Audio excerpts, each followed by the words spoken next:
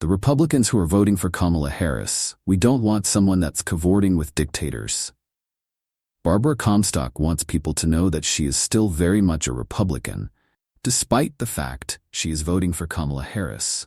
Tonight, I'm going to a Larry Hogan event, the former Republican Congresswoman told The Independent, in reference to the former governor and Republican Senate nominee in Maryland. But she said that former President Donald Trump was damaging the GOP and in particular slammed Trump's running mate, J.D. Vance. While Republicans certainly look to gain the Senate in general, they are going to lose a number of winnable Senate seats, she said, adding that Vance is such a non-starter for me because of his misogyny. On Thursday, Comstock led an event in Old Town Alexandria, Virginia, to convince her fellow Republicans to vote for Harris too. She was joined by former Republican Congressman Denver Riggleman and former Trump administration official Olivia Troy, both of whom have emerged as major critics of Trump in the past few months. Throughout the event, each of the speakers emphasized their conservative credentials. Comstock talked about how she grew up in a family of Massachusetts Democrats, but was convinced to join the Republican Party when she interned for Ted Kennedy. She worked for numerous Republican administrations before serving in Congress. Riggleman discussed his time in the House Freedom Caucus, the group of right-wing hellraisers who often accuse other Republicans of being insufficiently conservative.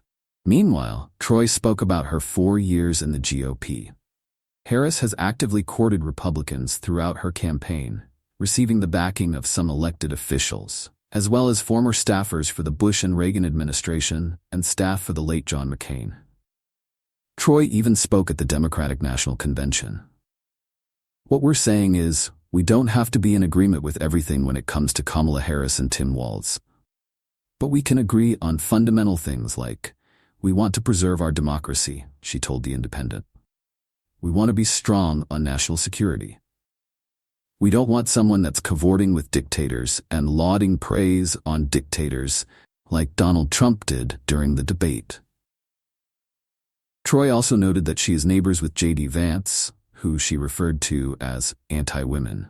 Attendees at the event talked up their Republican credentials while explaining their decision to vote for Harris.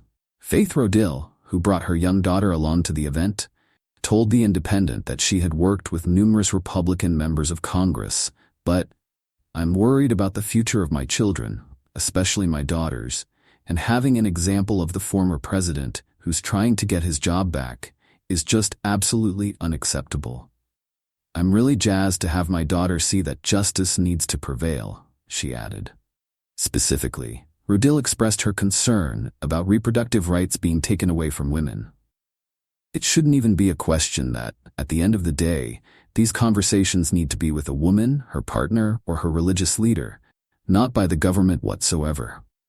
"I don't want that taken away from my girls," Rodil said. Steve Devine said that he had worked on Richard Nixon's re-election campaign, but called Nixon quaint by comparison with Trump. Donald Trump is a convicted felon, and guess what? He's going to be convicted of a whole lot more if he doesn't get elected, and make sure the charges are dismissed, he said. This guy's a bad guy. He is not interested in representational constitutional democracy. Riggleman said that Harris's campaign has been incredibly welcoming to Republicans, which is a good sign for how she should govern. "I think there should be literally Republicans at the White House with her after she's elected, just to talk to her about what we've seen, what we've done," he told The Independent. For her part, Harris expressed openness to hiring a Republican in her administration during her first sit-down interview with CNN.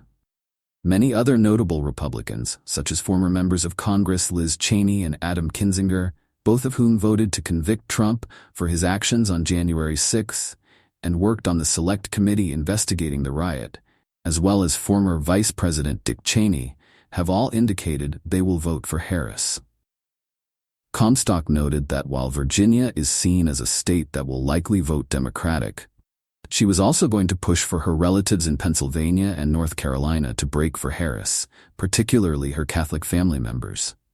"I'm proud of my family, my Catholic family, who Trump said shouldn't be voting for Harris," she said, referencing a recent speech during which Trump said Catholics considering voting for Harris should have their heads examined. Most of my Catholic family is voting for Harris, Comstock added, particularly the ones in the swing states. The Independent is the world's most free-thinking news brand, providing global news, commentary, and analysis for the independently minded. We have grown a huge, global readership of independently minded individuals who value our trusted voice and commitment to positive change. Our mission, making change happen, has never been as important as it is today.